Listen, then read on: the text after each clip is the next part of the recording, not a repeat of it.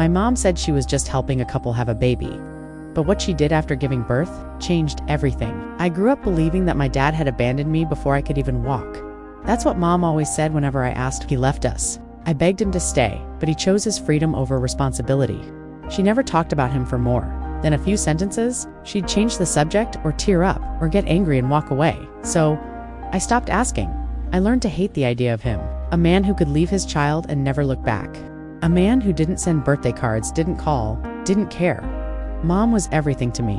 The provider, the protector, the one who stayed. We didn't have much, but we had each other. She worked long hours, sometimes 2 jobs. I'd come home to an empty apartment and reheat dinner she made the night before, but I never complained. I thought she was doing her best. Still, something always felt off. Like when I saw the way other moms talked about their exes. Even if things ended badly, they at least admitted that those men once meant something. But my mom's hatred of my dad was different. It was cold, calculated, absolute. She had deleted every photo of him. There were no albums, no wedding pictures, no trace of him ever being part of our lives. Was he really that bad? I asked. Once, when I was around 13, her jaw clenched. Don't romanticize monsters, she snapped. Some people don't deserve to be remembered. After that, I shut the door on the topic. For years. But last month, something happened. I had just moved back home temporarily after college. Mom was renovating the guest room and asked me to clear out the old attic. She hadn't been up there in years, called it dead space. I didn't expect to find much, but buried under a collapsed cardboard box behind dusty books and broken lamps was a wooden chest, not locked, not labeled, just forgotten, and inside were letters. Dozens of them stacked neatly, some torn at the corners, some stained by time, all addressed to me. The first one I opened was dated just after my 2nd birthday. My dearest Ellie, I hope this letter finds its way to you. I miss you every single day. My hands trembled. I opened another. I tried calling. I left messages. I'm not sure if your mom will let you read this, but if one day you do, I want you to know I never stopped loving you. Each letter was signed, "Love always, Dad." I stared at the pile, my heartbeat racing. Why were these letters hidden? Why? Had Mom kept them from me? And suddenly, the story I was told my whole life didn't feel like the whole truth anymore. I didn't sleep that night. The letters were all over my bed, like pieces of a broken puzzle. My entire childhood, the anger, the confusion, the sadness, all of it might have been built on a lie, or at least a version of the truth I was meant to believe. Some letters had little drawings in them. One had a photo of a man holding a baby, me, I assumed. He looked happy, tired but happy. I didn't recognize him. That realization alone broke something inside me. I wanted to scream, to cry, but instead I just sat there for hours, rereading every word. By the time the sun came up, I knew I had to confront Mom. I didn't want to wait. I couldn't. She was making coffee when I walked into the kitchen, still holding the letter from my 2nd birthday in my hand. "Where did you find that?" she asked instantly. Her voice didn't even tremble. "In the attic," I said, my voice flat. "There's a whole box of them." Her face didn't register surprise, just something, colder calculation. Like she was already thinking 10 steps ahead. "They're from him, aren't they?" I asked. She didn't respond. "You told me he left, that he didn't care, that he never tried to reach out, but he did." She took a slow sip of her coffee. "He was trying to manipulate you. That's what he does." I blinked when I was 3, 4, every single year until I turned 12. Did he manipulate me by sending birthday cards I never got? Did he manipulate me by asking about my favorite color or what books I liked? He was trying to be part of my life, and you shut him out? Her hand trembled slightly, but she placed the mug down calmly. "You were too young to understand. I did what I had to do to protect you from what?" I asked. "From having a father," she sighed. "From getting hurt?" I wanted to scream. Instead, I sat down across from her, placing one of the letters in front of her. "Read it," I said. "Look me in the eye and tell me he didn't love me." She didn't touch it, didn't even glance at it. "You don't know the whole story," she said quietly. "Then tell me," I snapped. "Tell me why you lied to me my entire life." She was silent for a long time. Then she finally spoke. "Because he broke me, Ellie, and I couldn't risk him breaking you too." I froze. That wasn't the answer I expected. There was pain in her voice now. Real pain. Not anger, not rage, just deep, exhausted sadness. "You said he left," I whispered. "He did, after I forced him to," she said. "I gave him a choice. I told him he could walk away or we'd go to court and I'd make sure he'd never see you again anyway." I thought I was doing the right thing. "You thought lying to me for 18 years was the right thing?"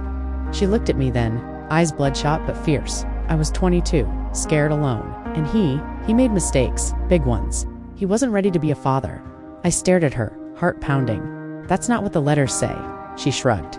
People lie in letters. So who was lying? My mom, who raised me and sacrificed everything? Or the man I never knew, whose words painted him as a caring, broken father? I stood up. I'm going to find him, I said. Her expression didn't change, but her voice went quiet. He might not be who you think he is. Maybe, I replied, but I'll never know unless I try. I didn't know where to start. All I had were a few return addresses from the letters, most of them years old, maybe outdated. Some were just P.O. boxes, but one, the most recent, had an actual street and apartment number. It was dated 12 years ago. It wasn't much, but it was something. I packed a bag, not much, just enough for a few days. Mom didn't try to stop me. She stood at the door, arms crossed, face unreadable. You won't like what you find, she said. I ignored her and walked out. The bus ride was long and quiet. I stared out the window, wondering what I'd even say if I found him. Hi, I'm the daughter you never met because my mother kept your letters hidden in the attic. It sounded ridiculous, like some soap opera cliche, but this was my life now. The apartment was in a small coastal town 4 hours away. Not fancy, but not terrible either. I stood outside the building, rereading the address again and again like it might suddenly change. Apartment for B. My heart was pounding so hard, I thought I might pass out. I knocked. No answer. I knocked again. Nothing. Then I heard a voice behind me. You looking for someone? It was an older woman with a laundry basket in her arms. She looked me over like she already knew the answer. I'm looking for Mark Carter, I said hesitantly. He used to live here. Maybe still does. Her eyes softened a little. He did, but he moved out about 2 years ago. Health problems. I think lost the apartment. My stomach dropped. Do you know where he went? She hesitated. I think there's a shelter on 9th and River. He might have ended up there for a while. I saw him a few times near the boardwalk too. Real, quiet man, didn't say much. Something twisted in my chest. Was he okay? I mean, did he seem? She gave me a sad smile. He always seemed like he was waiting for someone. I thanked her and left. For the next 2 days I checked the shelter, the boardwalk, the park nearby. Showed his photo one from the letter to anyone who might have seen him. No luck. On the 3rd day, I went to the boardwalk again. It was sunset, and the light turned everything gold and warm, like it was trying to make the world prettier than it really was. That's when I saw him, sitting on a bench, alone. His hair was grayer than in the photo, his face thinner, his shoulders hunched, but it was him. I knew. I approached slowly, not even sure if my legs were working. Mark, I said quietly. He turned. His eyes were tired, but the moment he saw me, really saw me, they widened. It was like watching someone wake up from a dream they'd been trapped in for years. Ellie, the sound of my name in his voice, not a question but a memory, hit me like a wave. I wasn't sure you'd recognize me, I said. He stood up, slowly, cautiously, like he didn't want to spook me. I always wondered what you'd look like, he said. I thought about this moment every day, but now that it's here, I don't know what to say. I sat down on the bench. You could start with why you stopped writing. He looked down. I didn't stop, he said. I just didn't know where to send them anymore. The last letter came back unopened. Your mom moved. After that, it was like you vanished. I swallowed hard. She told me you didn't want me. His head snapped up. That's not true, I know, I said. I read the letters. Something in him broke right then. His hands trembled as he covered his face. I thought he might cry, but instead he just sat there, breathing like he'd been holding his breath for 18 years. I missed your whole life, he whispered. We sat in silence for a long time. The sounds of the waves filled the air. And for the first time, I didn't feel like a child abandoned. I felt like someone who had been stolen from both of us. Mark and I sat on that bench until the sun dipped below the ocean and the streetlights flickered on. We didn't speak much after that first exchange. We just existed next to each other, like strangers tied together by a missing chapter. Eventually, I asked if he had somewhere to stay. He shook his head. I come here during the day. At night, I find a cot at the shelter when I can. Some nights it's just the street. I didn't hesitate. Come with me, I got a room. He looked surprised. You don't have to do that. I know, I said. But I want to. We walked in silence, side by side, like it had always been that way. At the motel, he hesitated before crossing the threshold, as if he didn't think he belonged. But I opened the door and didn't look back. Once inside, I sat across from him on the bed. Tell me everything. He took a deep breath and started from the beginning. He and my mother had met in college. She was wild, magnetic, unpredictable, everything he wasn't. He said falling for her was easy, but things turned quickly. She didn't want a quiet life. She wanted more status, money, power. And when she got pregnant with me, she saw it as a setback. She told me she wanted to take care of it. His hands trembled as he said it. I begged her not to. He paused. I offered to raise you myself. I said I'd quit school, get a job, whatever it took. She laughed in my face. Then, one day she disappeared, moved away. No address, no number. But you kept writing, I said. More to myself than to him. I did for years. I sent letters to her parents, her old college dorm, even her old work address. Eventually, I got a few replies back marked return to sender, and then nothing. His voice cracked. I thought maybe she'd told you. I didn't care that I left. But I never stopped thinking about you. I even carried your baby photo. In my wallet, he pulled it out. A worn, faded photo of me as a newborn, barely the size of a palm. I didn't even know that picture existed. I looked at him, this broken man who had never stopped trying, and I suddenly hated my mother in a way I never had before.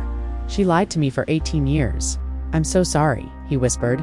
We sat in silence again, but this time it was heavier, full of everything we'd lost. Then, I told him about my life. How she raised me like a project, disciplined, perfect on the outside, empty inside. I told him about the expectations, the coldness, the way she controlled everything, even my thoughts. I told him how she never smiled unless someone was watching. He listened, eyes full of regret. I wanted to be there, he said. I would have loved you the way you deserved, and I believed him. It wasn't perfect. It didn't erase 18 years of absence, but it was something real. By the time we fell asleep, him on the couch, me in the bed, I knew something in me had shifted. The next morning, I called my mother. She answered on the second ring. I found him, I said. There was a pause. Then, I see. No apology, I asked. For what? I almost laughed. For lying, for stealing my father from me, for throwing away every letter he ever wrote. You don't know the whole story, she said coldly.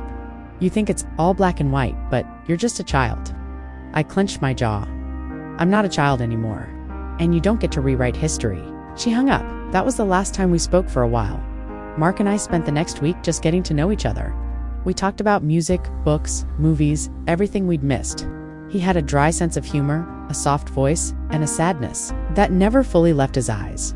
I helped him find a temporary place. A friend of his offered a room above their garage. It wasn't much, but it had a bed, a kitchen, and a lock on the door. Sometimes I'd come over just to sit on the porch and drink tea with him. Other times we didn't talk at all. But we were together, and for the first time in my life, I felt like I had a real family, or at least the beginning of one. Weeks passed. Life began to take on a shape I wasn't used to. I rented a tiny apartment closer to college. Mark found a job at a car wash, not glamorous but steady. He seemed genuinely happy just to be around. We saw each other almost every day. He didn't try to be my dad. He was just there, listening, caring. Sometimes laughing at my bad jokes, and weirdly, that was enough. One evening, I was going through some old boxes my mom had given me when I moved out.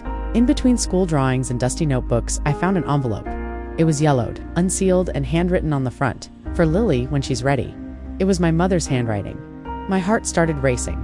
I opened the envelope with trembling fingers. Lily, _ if you're reading this, then maybe you've found out who your father is. Maybe you hate me now. _ I'm not trying to justify anything, but I want you to know my side. _ when I found out I was pregnant, I was terrified. Your father was kind, gentle, ... But he dreamed of a simple life, a house, a garden, weekend barbecues, and I felt suffocated by it. _ I wanted more. I was selfish. I left. I didn't let him be part of your life, because I thought he'd hold us back. _ but as you grew older, I regretted it more and more. I just didn't have the courage to admit it. _ you became smart, strong, beautiful. Everything I wasn't. _ I hoped that maybe, one day, you'd forgive me. If you're reading this, then you already did what I couldn't do in 18 years. I read the letter over and over. My mother regretted it. But why didn't she say anything? Why did she wait for me to find out? I showed the letter to Mark. He read it silently. Then he looked up and said softly, "I don't hate her. I just feel sorry for her." That hit me harder than anything. The next day, I went to see my mother. She opened the door and froze. I held out the letter. She took it, looked at me with red, tired eyes, and whispered, "You found it sooner than I expected." I found him because he was looking for me my whole life, I said. We talked for hours, for the first time really talked. No power games, no judgment, she cried. I did too, but it wasn't forgiveness. It was understanding.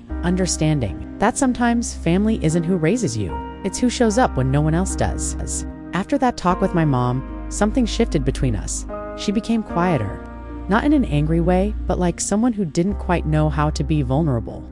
For the first time, she wasn't the one in control. I think that scared her still. We started seeing each other more often. She even invited Mark over for dinner one night. The tension was thick, but Mark being Mark brought flowers and cracked a joke about how this feels like meeting the in-laws except backward. It made her smile, just a little. We were rebuilding something fragile, and I was willing to give it time, until I discovered something unexpected. It started with a phone call. I was visiting my mom's house while she was out grabbing a book I'd left behind. Her phone rang. The screen lit up. Ben, work. I let it ring, but then it rang again. And again, so I picked it up. Hey Sharon, you said you'd have the papers ready today. I'm waiting at the cafe. Papers. Calf. Ah, this is her daughter, I said cautiously. She's not here, right? Now, can I take a message? Her daughter? The man paused. Never mind. Just tell her to call me. She knows what it's about. Click. Weird. Later that night, I casually mentioned it. Who's Ben from work? My mom froze mid-bite. Just someone from the agency, she said too quickly. Agency. I'd always assumed she worked in accounting or admin. She never talked about her job. Now I was curious, so I did what any daughter probably shouldn't. I checked her briefcase. Inside were glossy black folders, business cards, legal contracts, but none of them had anything to do with accounting. Instead, I found a card. That made my blood run cold. Silver Veil, Private Surrogacy, and Reproductive Arrangement Agency. What was she helping with adoptions? No, that didn't make sense. Then I saw another folder. Confidential agreement, gestational carrier, client code X87. Bo, my God, my mother was a surrogate not years ago now. At 48 years old, I sat down, stunned. This wasn't just about her job. This was her life, something she had never once mentioned. When I confronted her, she didn't even pretend to lie. She just sighed. I didn't tell you because you'd judge me. Judge you, Mom? You're literally carrying someone else's baby at your age and hiding it from everyone. I needed the money, and I needed to feel useful. After you left, I didn't know who I was anymore. That hit hard. She wasn't trying to be dramatic. She was trying to stay relevant. She had always defined herself by control over me, over her work, over everything now. She was willingly giving herself over to something she couldn't control, pregnancy, for someone else's family. It wasn't about generosity, it was about purpose. I didn't know whether to be angry or heartbroken. Mark, when I told him, simply said, maybe it's her way of making peace with the choices she made. I didn't respond because maybe he was right. After that night, the dynamic between me and my mom shifted again, but not in the direction I expected. I thought she'd try to explain herself more, maybe open up. Instead, she became distant, almost like ashamed. She didn't return my calls right away. When she did answer, she was curt, practical. It was like watching someone retreat back into their shell after cracking it open for just a moment. I should have left it alone, but curiosity and concern got the better of me, so I decided to visit her again, unannounced. She wasn't home, but something was off. There was a faint sound coming from upstairs. Not voices, no. It was more like crying. A soft, almost muffled sobbing, like someone trying hard not to break down but failing. I followed the sound. Her bedroom door was half open. I pushed gently, and there she was, sitting on the floor by her bed, a stack of sonogram pictures in her lap, tears running down her face. When she saw me, she didn't flinch. She just said, I thought I could do it. I sat beside her, carefully, quietly. Mom, what's happening? You're not okay? She looked at me, and in her eyes, I saw something terrifying. Something I hadn't seen even during the worst of our arguments. Grief. I thought if I carried the baby, I could keep it impersonal, that it would be a job, just a job. Her voice trembled. But now, I feel it move, I feel it kick. And sometimes I forget that it's not mine. I couldn't breathe. This wasn't just a physical challenge. This was emotional warfare. She was trying to separate her body from her heart, and it wasn't working. I asked her the question that had been growing in my mind since I found out. Why now? Why do something like this now? Her answer gutted me. Because I never gave you a childhood filled with softness, with kisses and songs and bedtime stories. I don't know how to love gently. I wanted to prove that I could, to myself at least. She was trying to mother someone else's child because she didn't know how to mother me. It wasn't redemption, it was desperation. She was clinging to a baby that wasn't hers, hoping it would fix the void she felt from our broken years. That night, I sat with her for hours. We didn't say much, just sat. Let silence hold us. But I couldn't help wonder what happens when the baby is born. Would she hand it over and go back to pretending she was fine? Or would she break entirely? There was a storm coming, I could feel it, and none of us were ready. The due date was approaching like a freight train, and every day felt heavier. Mom was quieter, slower. She stopped baking, stopped talking about the parents. She wouldn't even say their names anymore. I asked her once if she'd had any contact with them recently. She just shook her head and said, "They're excited. That's all that matters." But I could tell she was detaching from them and attaching to someone else, to the baby. The day labor began, I was the one who drove her to the hospital. She was silent the whole ride, clutching her belly, breathing in and out like she was rehearsing, not for the birth, but for letting go. I remember gripping the steering wheel so hard, my knuckles turned white dot at the hospital. Everything moved fast, then slow. Contractions, nurses, IVs, doctors in and out, monitors beeping. It was a blur of light and tension. When the baby finally arrived, the room was silent for a second. Then came the cry. My mom broke down. Not like in the movies, not gently. She sobbed, like something inside her had been ripped out, and in a way, it had. They let her hold the baby first. Protocol, they said. She looked down at the tiny red squirming bundle in her arms, and I swear I saw her heart break. The adoptive parents arrived half an hour later, a perfectly dressed couple, glowing, nervous, so ready. They walked in, holding hands and smiles, full of thank yous and shaking voices. My mom looked at them. She looked at the baby, and then she said the words that made everyone freeze. "I can't do it." The woman's smile dropped. "What do you mean?" she asked softly. My mom clutched the baby closer. "I can't give her up. I'm sorry, I thought I could, but I can't." The room erupted. A nurse tried to de-escalate. The man started arguing. The woman started crying, and I just stood there because part of me agreed with mom, but another part was screaming, "This isn't yours. This was never yours." The hospital had to call in legal staff. There were papers, contracts, laws. But here's the part no one tells you. Even with all the agreements, until the baby is legally transferred, a surrogate can back out. And mom did. She kept the baby. The adoptive couple left in silence, and we went home, the three of us. For weeks, it was chaos. Lawyers, phone calls, threats, tears. But mom didn't budge. She named the baby Lily, and every morning she would sit by the window holding Lily against her chest, humming softly. I wanted to be angry, to scream, to tell her she was selfish, but I couldn't, because I watched something strange happen. This hard, cold woman, the one who had raised me with silence and steel, she melted. She smiled, she laughed. She rocked Lily and cried at night, but not out of pain. Out of gratitude. Eventually the legal mess quieted down. The couple gave up. They didn't want a court battle, and I was left wondering, was this a tragedy or a miracle? Mom and I still had our issues, but slowly something grew between us, not just Lily, but forgiveness. And one day when I was helping her change Lily's diaper, mom looked at me and said, "Maybe I couldn't be the mother you needed, but I can be the grandmother you deserved." I didn't answer, but I hugged her, because in that moment I realized, sometimes the second chance doesn't come how you expect it, but it comes. And sometimes that's enough.